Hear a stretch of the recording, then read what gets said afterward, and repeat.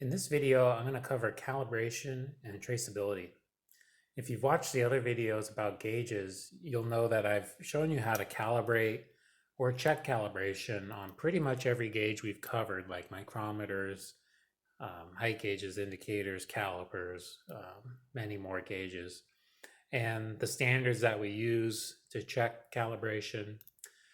In this video, we're actually going to take a higher level look at calibration systems, not so focused on each individual gauge and how you physically calibrate, but how these systems work, why they're designed this way, and how traceability plays into calibration. So we'll be talking about all the gauges and how you should be approaching your calibration system at the company that you work at. Let's get started. We're going to start off with a few definitions just so that we're on the same page. So a calibration compares an instrument to another higher standard. So an example of that would be the instrument would be the micrometer. The higher standard is the Joe block. And that higher standard, the accuracy is already known. It's calibrated. You know what it is. Any variation that you detect between your gauge and your standard must be adjusted until they read the same. So if I'm reading 1 inch and 2/10,000ths with my micrometer, but I know this Joe block is 1 inch, I need to adjust my micrometer until they match. So calibration always involves comparing an instrument against another standard. You're always comparing something to something else. Sometimes it's physical, sometimes it's optical, sometimes it's electronic, depending on what gauges you're working with. But that that calibration standard always has a known and accepted accuracy, which is much tighter than your gauge in many cases. So that you're not in question about this. Whatever this says, you trust it because it's calibrated. The accuracy is how close a test measurement value is to the true known value. So calibration maintains accuracy, but it does not typically improve precision.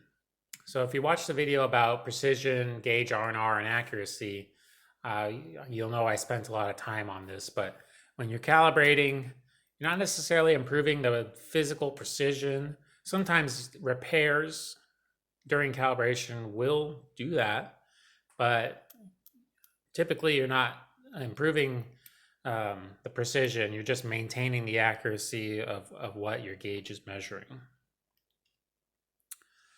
So traceability, it has 4 main components. So first of all, when you're tracking the gauge like this micrometer here, and you want to trace it to the standards that were used to calibrate it, the 4 main components start off with your gauge ID, which is going to be a serial number that you might apply yourself to the gauge, who made it, what model it is, what size, who owns it, what location do they keep it in. These are all identifying parameters. The next step in traceability definition is you're going to need a procedure. You're going to need a written document that defines what you are doing, how you are doing it, under what conditions you are doing it, so that you can apply that procedure to every calibration you do. It's not good enough to say, yeah, it's industry standard. You check a micrometer against a gauge block or a micrometer standard, or you close the micrometer and you check for 0. You need to write that down. You just need to specify. It doesn't have to be incredibly involved in many cases, but it just needs to be written down so that you can reference it. The next step is you need your action and your results. So record any actions you take, including the findings of the gauge. So if you check the gauge and you find it's out of calibration, write down what you measured. Write down what you did to fix it. Did you adjust the sleeve? Did you take it apart and clean it? You don't have to go into large descriptions, just 1 or 2 words, clean gauge, adjusted sleeve, whatever. Note any poor conditions that you may have found it in, if it's rusty, if it's dirty, if it's oily, if there's a chip, If it's damaged, note any of that in your record. And then your verification of the standard. So identify a standard that you used, and identify their calibration procedure and their standard. So if you're using the Joe block to verify the micrometer, you need to state, well, everything you know about the Joe block. Is it in calibration? What procedure is used to calibrate it? What equipment is used to calibrate it? When was the last time it was calibrated, and when is it due? You need all of that to maintain traceability.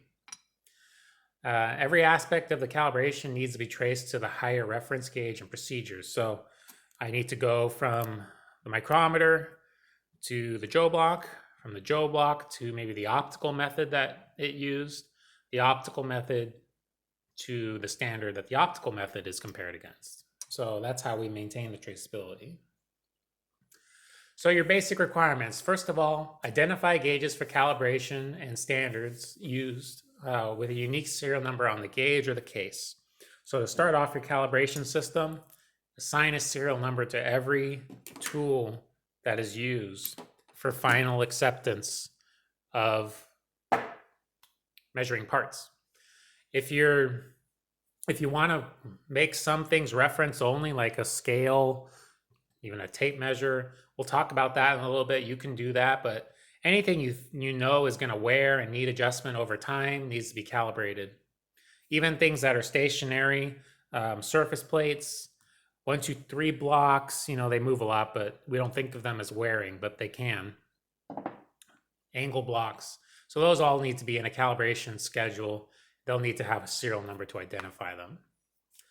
The next step for your calibration system, you need to maintain records of the calibration date, the interval in between calibrations, for example, 3 months or 1 year or 6 months, whatever you decide, and what your result of calibration. Did you adjust it?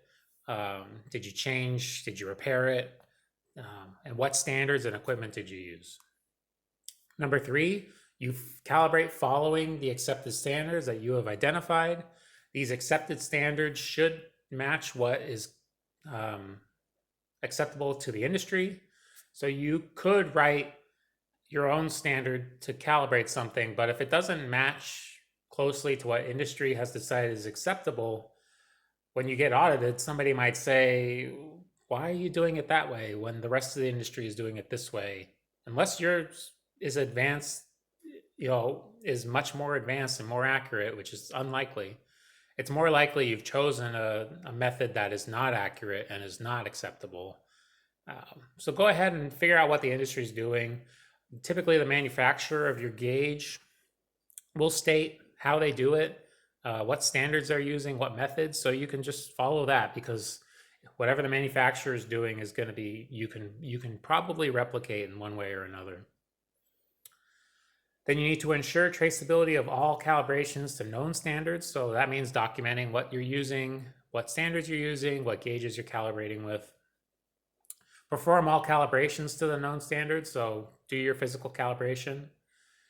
Clean the gauge, register the anvils. Clean the gauge and the anvils of foreign matter. So as I mentioned in the micrometer video, you can wipe off the anvils with your finger. You can clamp onto a piece of paper and slide it out. For other tools, there's other methods. And then finally, you can perform your calibration or test. Number 8 here, label the gauge calibration status with the gauge ID, the last calibration date, the next calibration date, and who did it. Those 4 items tend to be the ones that are required at a minimum. I think you're allowed to not have who did it, but you definitely need when it was last done and when it was next due. Otherwise, you can't pick up, you need to be able to pick up a gauge and look at it to know if it's in calibration or not, at least according to the system. So you need either the next due date and the previous date, the interval, and who did it helps you track down people sometimes if there's questions. So those 4 things on a small label on the gauge or on the case is fine. Anything you're not going to be, putting in a routine calibration system, put a reference only sticker on it, or a calibration before use sticker. There are some gauges, like gauge pins. I don't have my gauge pins out here handy, but a lot of companies will say calibrate the gauge pins with a micrometer to verify that it hasn't worn before you use it. And so that's a sticker you can apply. A reference only sticker could be for something that's, you're not using for final acceptance. You're just using it for in-process checks, or, when you're investigating an issue, you want to know what the problem is. You're allowed to use some of these reference gauges. And then when you go to put it back in stock after any rework or after any MRB, whatever, you use another gauge that is calibrated. Number 9 is an important one. So suspend gauges from use if calibration warrants it. So if your gauge is failing calibration, you can't repair it at that moment, tag it out, set it aside. Red tags are more than acceptable. There's some other methods, just failing the calibration and leaving the paperwork with it. But make sure that it doesn't get back into rotation and back into use.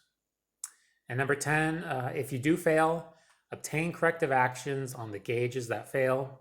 So not only correct the gauge, but you may need to reinspect the material that was used with the failed gauge. So I'll give you an example. This was last calibrated, let's say February 20th, 2019. And so now it's January 30th and 2020, and I'm getting ready to redo my calibration. And so I've been using a gauge, and February 20th rolls around. Okay, it's time to calibrate, and it fails calibration. So sometime between the last official calibration and the current calibration, the gauge failed. So how many parts were measured when the fail condition? When did it fail? We don't know, because normally, what I've always recommended in every video I watch is calibrate a gauge before you use it, or check calibration is a better way to put it. Check that the calibration is in good condition before you use it. Maybe this is a gauge that hasn't been used for a long time. It went out of calibration due to temperature changes. Maybe it was moved. Maybe somebody used it and you didn't realize it and left it dirty, knocked it out of calibration, knocked it out of adjustment, whatever. But now you're in a situation where parts have been measured maybe on January 30th when you used it, and do you need to reinspect those parts? Do you need to recall them? This is when you start getting an MRB together to discuss what you're going to do. So this is why maintaining calibration is good. Maintaining traceability is good, so you can trace what parts were used on the gauge. And as another example, it could be that this micrometer is fine, but this Joe block fails calibration, and I was using this Joe block to calibrate a bunch of other gauges. So if this failed, now I got to trace it to all the gauges that it calibrated. So that's what traceability is for, and it's very important to maintain. So we're gonna shift gears a little, and we'll talk about the calibration system standards that are available. So ISO 10012 is the measurement management systems, requirements for measurement processes and measuring equipment. So this is one standard that you should probably take a look at and apply at your company. Most gauge calibration companies are going to follow this standard nowadays. There's some other ones like ANSI, ASQ, M1, American National Standard for Calibration Systems. Those two are not exactly overlapping, but have the same general system. ISO IEC 17025, general requirements for competence of testing and calibration laboratories. So every lab that you send your part to will probably be following this standard, because as time has gone on, from in 2020 compared to decades earlier, the ISO standards have become more and more common, as international manufacturing has really grown. Gauges are manufactured all over the world.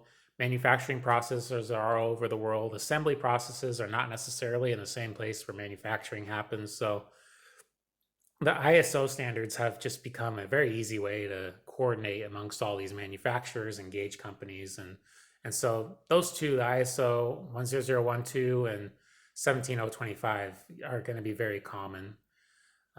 There's also ANSI NCSL Z540.3, the requirements for the calibration of measuring and test equipment. So some other American national standards could still be in use. I expect that some calibration laboratories are still certified to those as well. Depending on your customers and depending on what you want, you may want one standard over another because they are not exactly the same. So I would say we're going to focus on the two ISO standards just overall in this video, but keep in mind there's a few standards out there you should read up on, understand how your gauges are being calibrated, and what you need to do when you're calibrating in-house. You should probably be following the same guidelines. Otherwise, you've got to write your own. So it's easier for you to follow what somebody else did than create your own in many cases. So we talked about traceability a lot already, and this is kind of a visual guide for maintaining traceability. It's called a traceability pyramid. And the way I look at it is I work my way from the bottom up. Level 0 is your gauge, what you are using to measure your parts. Could be a micrometer, caliper, indicator, thread gauge, whatever gauge is actually measuring physical parts. And then every gauge you're using should have a gauge standard, that level 1. So a Joe block, a micrometer standard. Thread gauges will have set plugs or pitch micrometers, whatever you are using. Setting rings. I don't have any setting rings out, but setting rings for hole micrometers. Whatever you are using in your shop to check the condition of your gauge is a gauge standard. And then your secondary standard will be, we're using the Joe block example, what calibrated the Joe block? So you're probably sending this out to a lab with some sort of optical method to verify the Joe block. So that's level 2.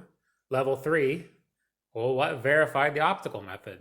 They're going to have a version of a Joe block, most likely, maybe some other optical method to make sure that their calibration machine is within its calibration.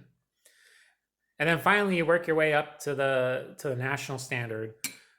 Whatever the highest level, basically, you can work there can be more and more levels in between as you keep verifying standards, but they're all going to be traced back to a national standard. So think about, you've probably heard of, there's a 1 kilogram mass in a vacuum sealed chamber in a mountain.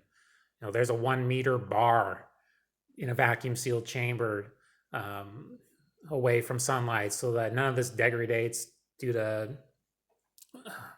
exposure to UV light or corrosion. And so those national standards are treated very delicately and used to calibrate some very advanced pieces of equipment. So here's a few examples. And as I said, you could have multiple levels. I show 5 levels on the pyramid. You could have more, you could have less. Some gauges are more directly linked to the national standard than others. So as a level 0 gauge, for example, I said an OD mic. Well, your level 1 gauge will be your cal rod. Next is your optical method. Then your level 3 is your optical standard, and level 4, your 1 meter bar, your national standard. For a height gauge on the right, we could do it with a Joe block.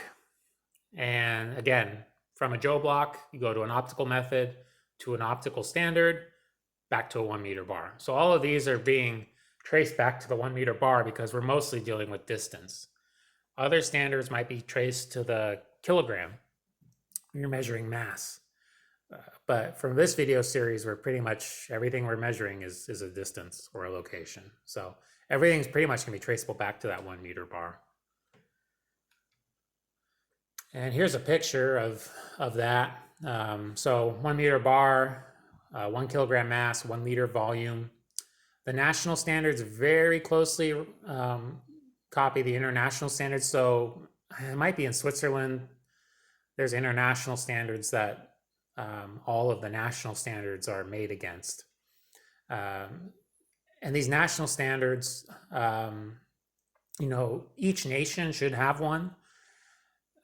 Probably not every nation on the planet, but anyone that's heavily into manufacturing, United States, Europe, Asia, South America, there's manufacturing hubs all over the world, and they should have their own national standard so that they don't have to constantly use, the international standards locked away. They're not going to let anybody really use those, but the national standards are used occasionally for setting up the highest level of equipment.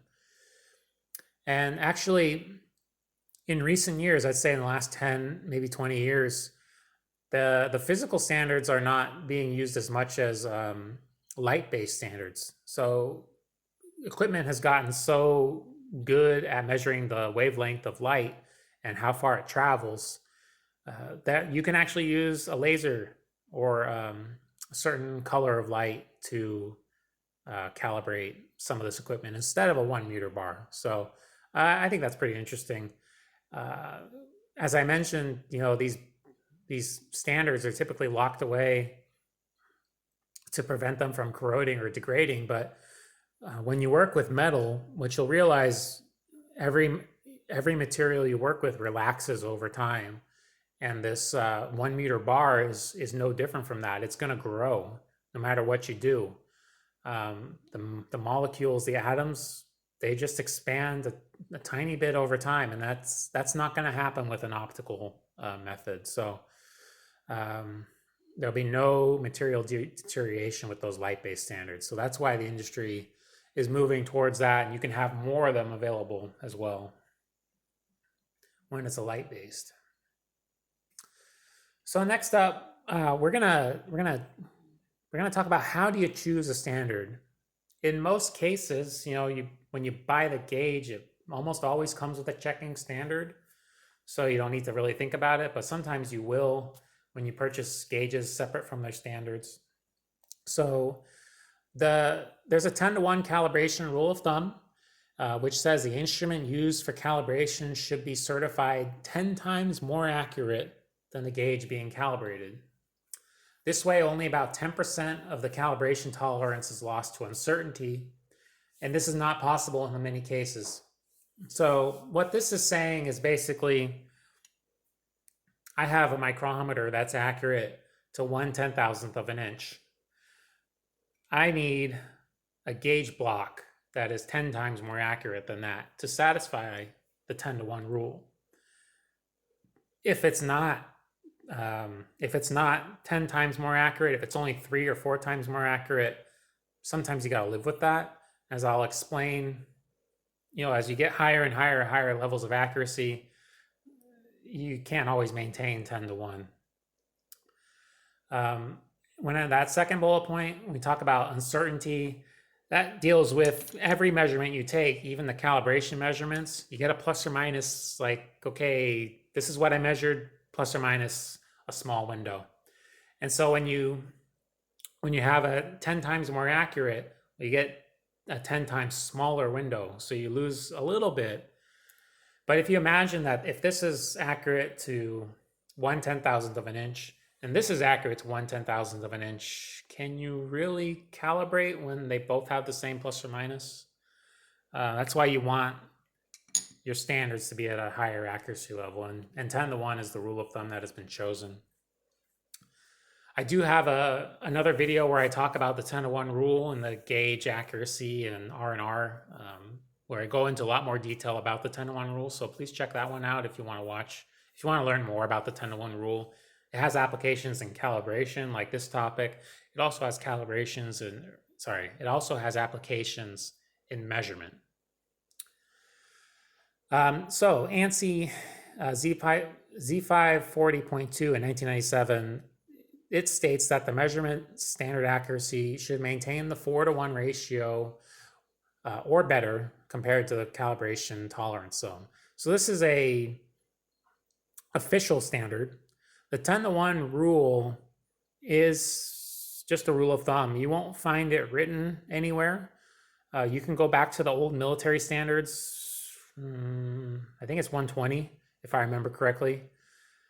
In the 1950s, it's stated something close to the 10:1 rule, and it has just proliferated from there. But it's not stated anywhere in writing. It's just become common sense, obviously, and it's a good goal. So, but Z540.2 is the only one that really puts it in writing currently. So the Z540.2 drops 10:1 to 4:1.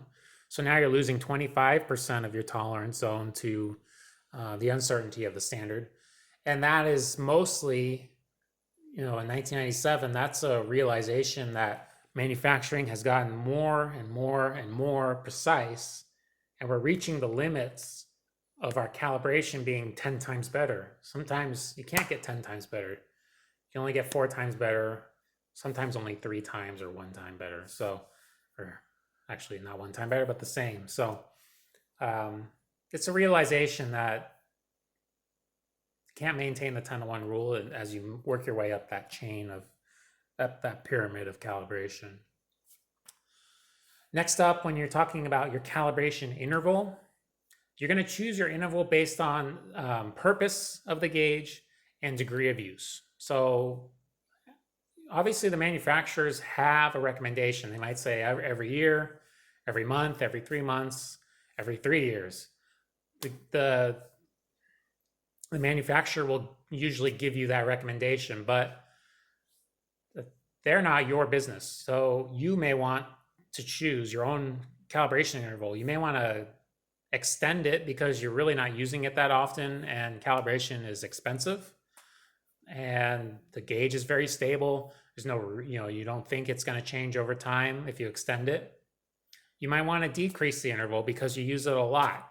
And if that gauge goes out, it's a big problem for you. So you want to check it more often, make sure the parts you're making are correct. So you get to decide it and put it in your calibration system. But you need to justify it. So if you're going to say, yeah, I'm not going to calibrate this surface plate, every year, I'm going to do it every 5 years. You need some justification for that. And you can say, well, it's very, very rarely used. It's in a controlled environment, and the cost of calibration does not justify calibrating every year when we don't use it that much.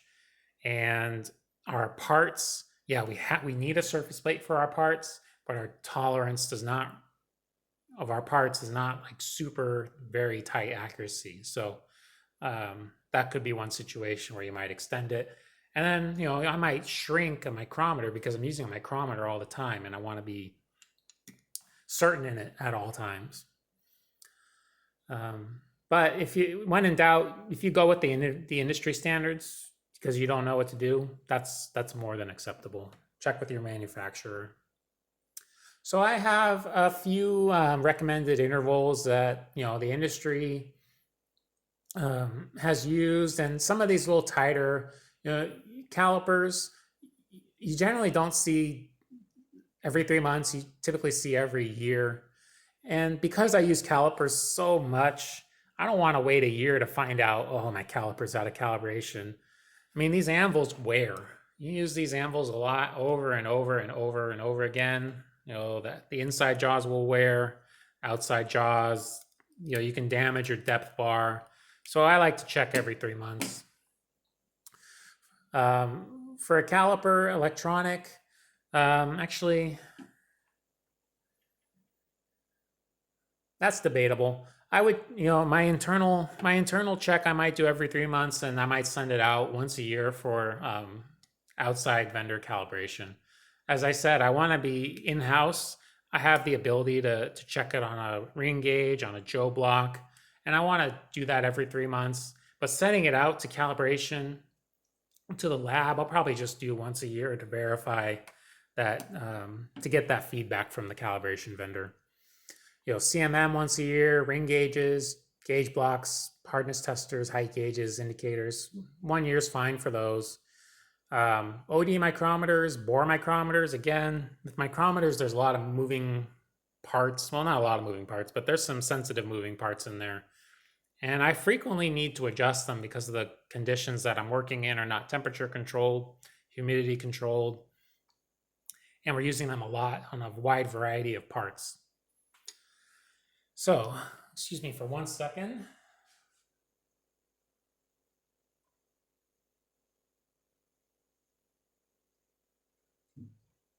All right. Need to take a little water break. Okay. Next up, micrometer standards. So not a Joe block, but micrometers above an inch will come with a standard. Send those out every year to an outside vendor. Pin gauges once a year or each use, as I mentioned. So you could grab a pin gauge and check it with a micrometer before you use it. And if it's still within manufacturer spec, go ahead and use the pin gauge. You use a calibrated micrometer though. You have to be able to trace it.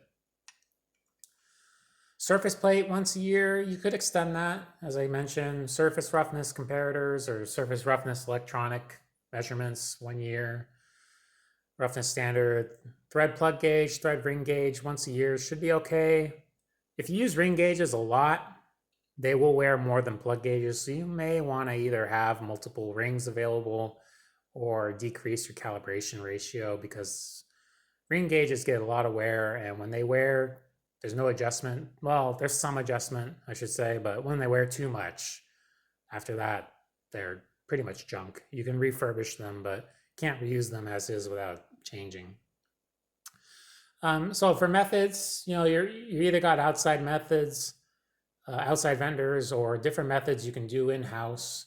Let me flip back to the first page. Most of these are, gauge blocks, outside vendor gauge blocks. Mic standard is like a gauge block. Cylindrical ring gauge for bore mics. And sometimes you can check, pin gauges and thread wires. You can check with a mic before you use them. Thread plug gauge, you can check with a pitch mic, or thread wires and an OD micrometer. Thread ring gauges, you can do an outside vendor or a set plug. And for thread ring gauges, I typically do an outside vendor because they really have most of the plugs anyway. And they have the expertise to really get that right, that tightness feel. So I like to send those out too. So, why these methods? Why internal? Why external? Why interval, 3 months and a year? It comes down to cost. As I mentioned, there's cost associated with each calibration, whether it's time or actually paying a vendor to do it. Or you have to purchase the calibration equipment. And then you have the acceptable accuracy of the method. So sometimes you can't maintain 10-to-1 or 4-to-1 in-house, and you have to send it out because otherwise you just don't have the equipment. You're not going to invest in it for certain things. Most companies don't have a fully functional calibration department. Bigger ones do, but for the most part, they'll be working with a calibration company to verify a lot of it. And then for ratio or intervals, think about wear and tear. Micrometers and calipers are going to see more wear and tear. You're using them a lot. Maybe Joe blocks are not, because you're only stacking them, and maybe checking calibration with them. So typically extending the calibration period for solid gauges and shortening it for moving gauges. That's just my preference, and that seems to follow some of the industry as well. And of course, there are alternatives. I mentioned you get to design your own system, and you can justify it however you want, as long as you can reasonably justify it. So, in terms of record keeping, again, just to reiterate, you need the gauge ID, manufacturer, style, model, serial number, location, where you're using an inspection, production, What standard are you using is very important. You need to be able to trace it back to the standard that you're choosing to calibrate against. What your procedure is should have some sort of serial number associated with it, or a title that you can say, yes, I'm calibrating the micrometer according to procedure XYZ, which is available to everybody who does calibration. You're going to need the date of last calibration, current calibration date, your next calibration, and your interval.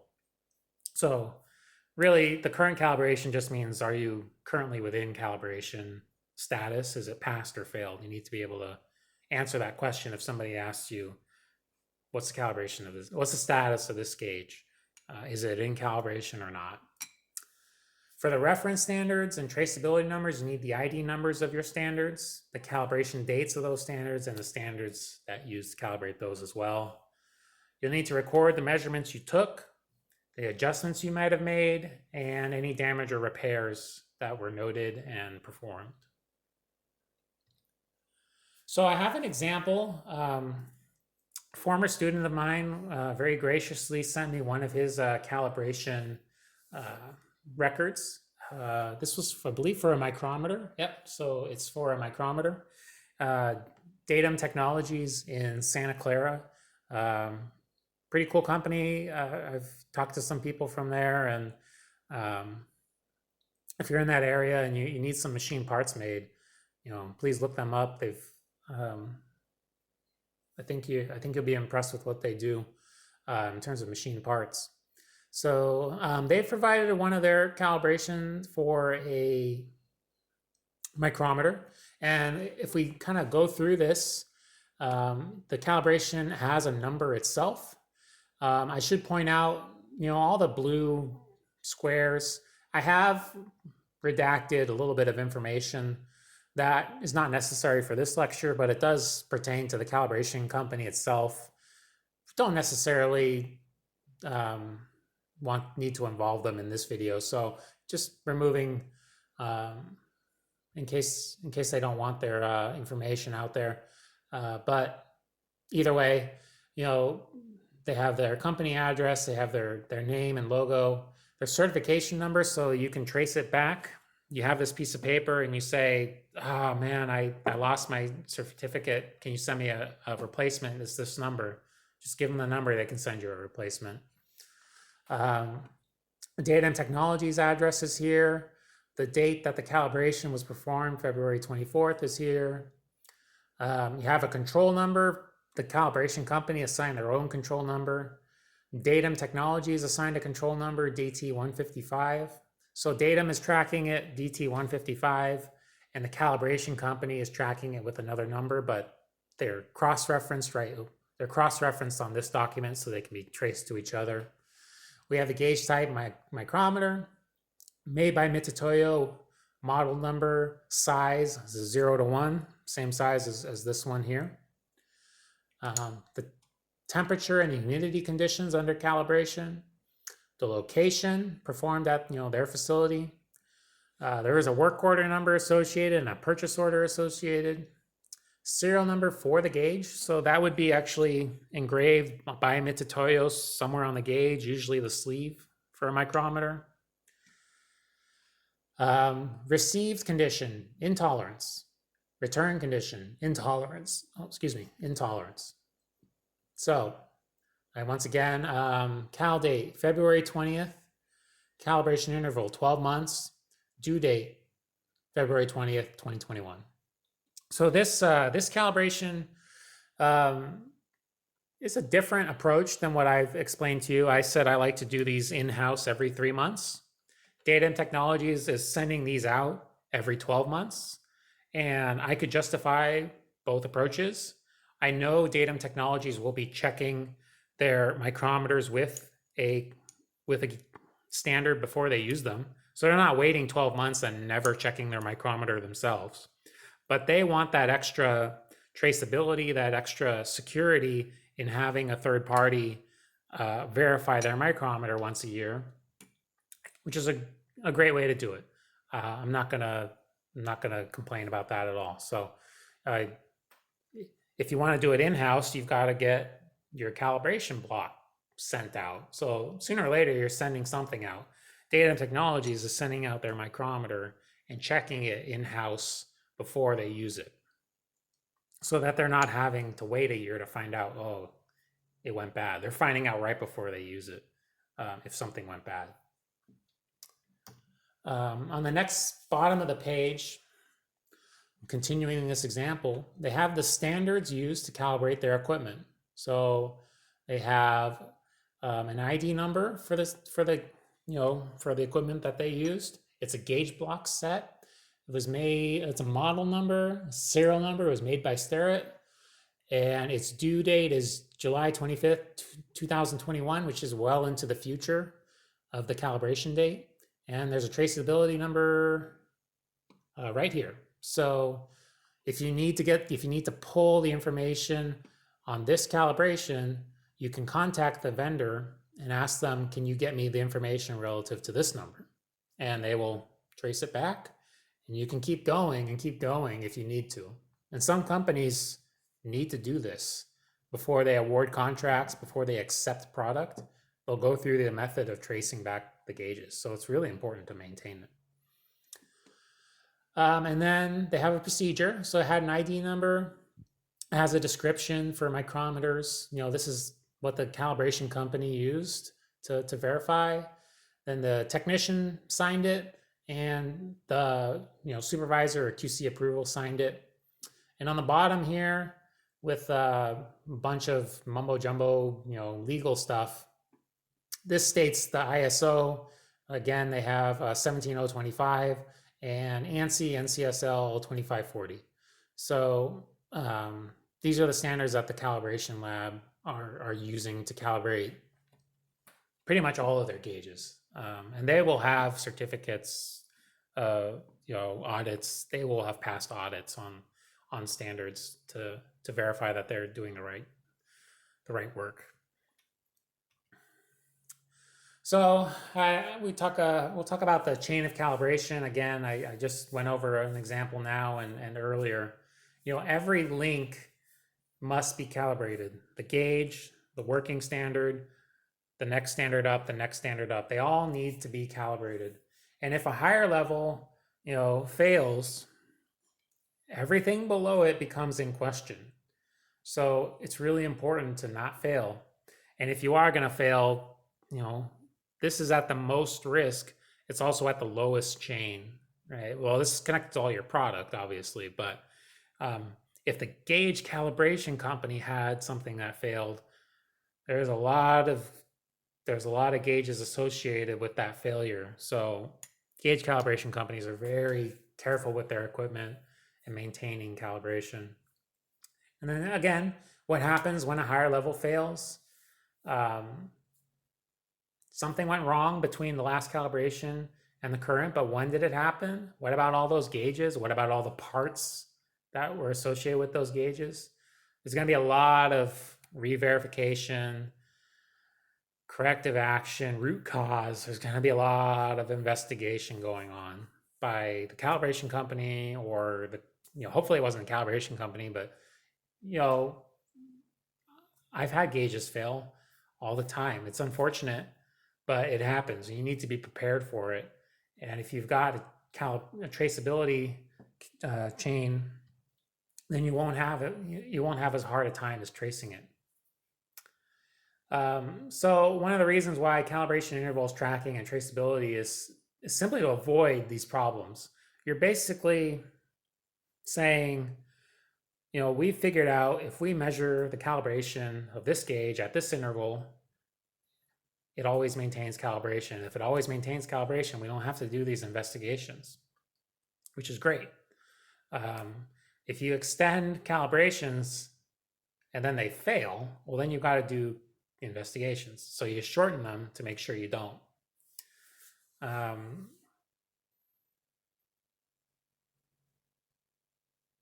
Then, that last bullet point, or that fourth bullet point, when deciding if you need to re-verify other gauges or parts, there's always a trade-off between the expense of that and the risk of it causing a problem. So I'll give you an example of, I go to verify this micrometer and it's out of tolerance by 3/10,000ths, which is large for a micrometer. But you think to yourself, all right, is 3/10,000ths of an inch going to affect my final customer? If my parts are reading differently by 3/10,000ths of an inch, is it going to be a quality issue for the final customer? And you get together and you discuss and you look at what parts were made with this micrometer, or sorry, measured with this micrometer. You discuss their tolerances. You discuss any measurement data that you had and see if that would have been some of it goes out of tolerance. And then sometimes you say, okay, yeah, we gotta remeasure these parts with a calibrated gauge. Other times you say, well, the risk is low. If there's a problem, final assembly will catch it before the customer. Or if there's a problem, final assembly can adjust, make a correction that is acceptable for us. Or they'll screen it. Final assembly will just screen out the bad ones. Whatever your approach is going to be, you may not do a re-verification of the parts. On the other hand, you might have precision parts that could affect your customer, and you will need to. So it becomes a trade-off, and it becomes a discussion in your MRBs. And the best way to avoid it, obviously, I've said it, check your gauges at your shop floor level with your working standards before you use them. Have good condition working standards every day. Check your micrometer. Okay, micrometer's good. I'm going to use it today. Maybe in 3 weeks, it's like, hey, it's a little bit off. Maybe some of the parts I did are a little bit off. You can verify those. Maybe they're still with you. But if you check it every day, there's only a small window where you could have made bad parts, and it minimizes the chance of doing something, or minimizes the impact of bad condition gauges. So we're gonna kind of wrap things up now. I haven't talked about the calibration environment much, but environments is really important. So I've talked about traceability and methods, but actually the environment, the temperature and the humidity of the room and the gauge will have a big impact on measurement accuracy and calibrations. So generally speaking, you want everything to be the same temperature in the same room. A 24-hour bath in the same environment is a good idea. It's not necessarily required at all times if you can achieve it other ways, but keeping the tools and the calibration standards in the same locations, keeping the master standards protected and away from production, but still in the same environment, means you can check them against each other. And you want to calibrate in the same location that they're going to be used. So you don't want to calibrate in a room that's colder than where they're going to be used, because as soon as it leaves that room and it goes to production and it's warmer in production, the metals expand and it doesn't read the same as it did in the calibration room. But if you are gonna pick a temperature, you don't have to pick a temperature and humidity. But if you are gonna pick something, first of all, pick something you can maintain. It doesn't have to be an exact temperature, like I have on the screen here, but pick something you can maintain. If you are gonna aim for something, the typical numbers that people aim for are 20 degrees Celsius, 68 Fahrenheit, and humidity less than 50%. So if you can't maintain that, maybe you can maintain 72. As long as you can maintain 72 year round and you do all of your calibrations at 72 and your measurements at 72, that's fine also. But the industry, the ISO standards that calibration labs use will be 20 degrees Celsius, and humidity will be less than 50%. If you're calibrating electronic equipment, calipers, voltmeters, hardness testers, portable hardness testers, whatever, that temperature is going to be 23 degrees Celsius, 73 Fahrenheit, and humidity between 25 and 80 degrees. And that's just what works good for electronics. But again, you can maintain whatever you need to and whatever you're capable of. So One of the reasons, I haven't really talked about humidity, less than 50% or 25 to 80. Humidity has a big impact on light traveling through the air, and how much water is in the air, causes the light to refract and diffuse. And so it decreases the accuracy of any light-based or laser-based measurements. So they need it relatively low, but not so low that the air is dry. If the air is dry, down at like zero humidity, people get uncomfortable. You don't want to be working in that. So that range is not just for the instruments, but it's also for the people involved in the calibrations. So I'll close with some tips. I want you to keep in mind, a gauge that is out of calibration interval does not mean it is bad or that it cannot be used. Traceability will be lost, but oftentimes the gauges are still functional. So what that means is sometimes you have a micrometer and it's out of the calibration interval, which means, let's say it was supposed to be calibrated last month. You go to use it now and the sticker says, oh, it was supposed to be calibrated last month. It hasn't been updated. What some people will immediately do is say, oh no, it's out of calibration. You can't use it. And that's the wrong attitude to have. What that means is you need to check the calibration. And once you do that, if it passed calibration, well, that still a good gauge. You can still use it, just update your records. And you'll need to address that gap, with some sort of investigation.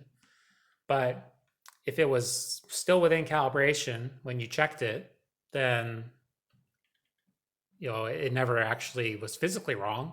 The computer system or the tracking system that was used to do the intervals, something went wrong there. It didn't alert you to the problem, but you probably will find this in your careers, that gauges get overlooked, and it doesn't mean you can't use it. It just means you need to calibrate it first and do a small investigation if it passed, and do a larger investigation if it didn't. Number 2 is also very important. A gauge that is within calibration interval does not mean it is good. Gauges go out of spec between intervals. So you could, if we use our datum technology example, they have a calibration for this once a year. So it would be a bad idea to look at the sticker and say, hey, it's within calibration, I'm going to use it. For the entire year, that would be a very bad idea, because sooner or later, gauges do go out of calibration. So check it continuously. Even though the sticker says it's within calibration, just keep checking it, because they do go out of tolerance. So get in that habit of checking it before you use it. Do not just trust the sticker, right? The sticker is just a sticker. You need to physically verify it. And feel free to adjust your intervals as needed. Shorter intervals or longer intervals, depending on how much you're using them and costs and all that. We talked about that. If a gauge is continually failing calibration, instead of fixing it and putting it back into rotation, consider replacing it or repairing it. I've dealt with a lot of gauges that they get a lot of use, they get a lot of wear, they get a lot of use, and you're constantly adjusting zero because everything's looser, everything's worn. And sure, you can adjust it back into zero, but oftentimes it's not worth the expense or the risk. So oftentimes the parts you're making are going to outweigh the cost of replacing the gauge. That's not always true, but a lot of these hand tools you're using on more expensive parts, at least in a run of parts, if not each individual one. So just consider that some are not worth the effort of keeping around. There is a useful life to all these gauges. Now, we haven't talked about for reference only too much, but for reference only means the gauge cannot be used for final acceptance, but it can be used at earlier checks by production or on the machine. But as the final quality control person, whether you're the production operator doing final quality or you're a separate person, You can't use reference only gauges for that final check, but you can use them in, intermediate steps. So, there's a lot of gauges, tape measures, scales. Those can be for reference only, but when you go to do the final check, you need something calibrated and in the system and traceable, okay? If it's for reference only, it's not traceable. And that's just, that's just the way it is. So you want your parts traceable to your gauges and your gauges traceable back to their standards. If you're gonna make homemade gauges, maybe you're gonna grind an angle or make a thread gauge, you should probably use those for reference only. If you are gonna, if you're really gonna put some effort into making those homemade gauges, you've got to put them in a calibration interval and have a method on file. You're gonna have to be able to pass calibrations according to accepted steps. So oftentimes homemade gauges are those intermediate gauges during the production process. And then when you're at the end, you have some other method of verifying it that's traceable. Keep in mind your equipment and calibration is usually worth the time and expense. The costs are relatively small in comparison to most gauges and the parts being made. And that's true. As much time as you're spending to calibrate and the money you're investing, for outside labs to help you verify, it's almost always worth it. Especially if you've gone through the effort of choosing your intervals correctly, it's going to pay off, because every failure you have product recalls, you have investigations, you have corrective actions, and it's so much easier when stuff stays in tolerance and passes each time you check it. So just keep that in mind. Sometimes it's a high expense, but consider that when you're investing in your metrology equipment, that there's an associated calibration on an annual basis that you just need to be aware of and prepared for. And sometimes, the cost of calibrating this gauge over its lifetime may be more than the gauge itself, but it's worth it. Calipers, these have gotten so, calibrating gauges the cost of these gauges has dropped. Calibration costs are still relatively the same. They don't get easier to calibrate because they're easier to manufacture. So over the lifetime of a caliper, you might spend more money calibrating it than when you originally purchased it. And that's just part of it. So I want to thank you guys for watching. I hope you enjoyed this video, and please check out my other videos on the Pragmatic Metrology website. Got more concepts to help you choose gauges and read blueprints and how to make the right decisions, as well as a bunch of gauges, calipers, micrometers, surface plate, many more. So please check out that website, check out my other videos, and thank you for watching.